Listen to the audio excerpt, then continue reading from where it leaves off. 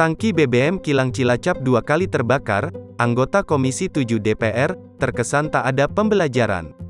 Anggota Komisi 7 DPR Rofik Hananto melihat PT Pertamina, Persero, tidak melakukan pembelajaran dalam mencegah kebakaran di area kilang Cilacap, Jawa Tengah.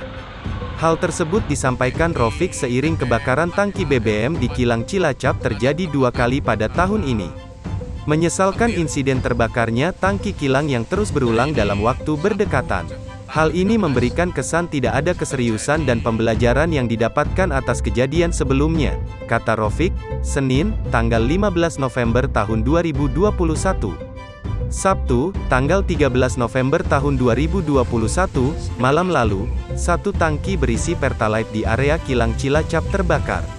Di mana sebelumnya, pada Jumat, tanggal 11 Juni tahun 2021, pernah terjadi kebakaran tangki yang berisi benzenik. Rofik meminta Pertamina dan pihak terkait melakukan investigasi secara menyeluruh agar hal tersebut tidak terulang kembali. Menurutnya, insiden kebakaran dapat berdampak pada proses upaya pemerintah membangun kilang baru.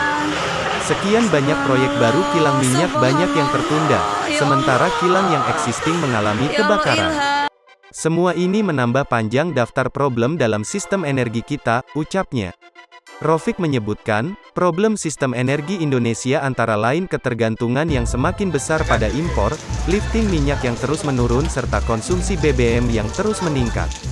Hal ini dinilai Rofik merupakan dampak dari melemahnya ketahanan energi nasional, salah satunya disebabkan oleh kebakaran kilang minyak.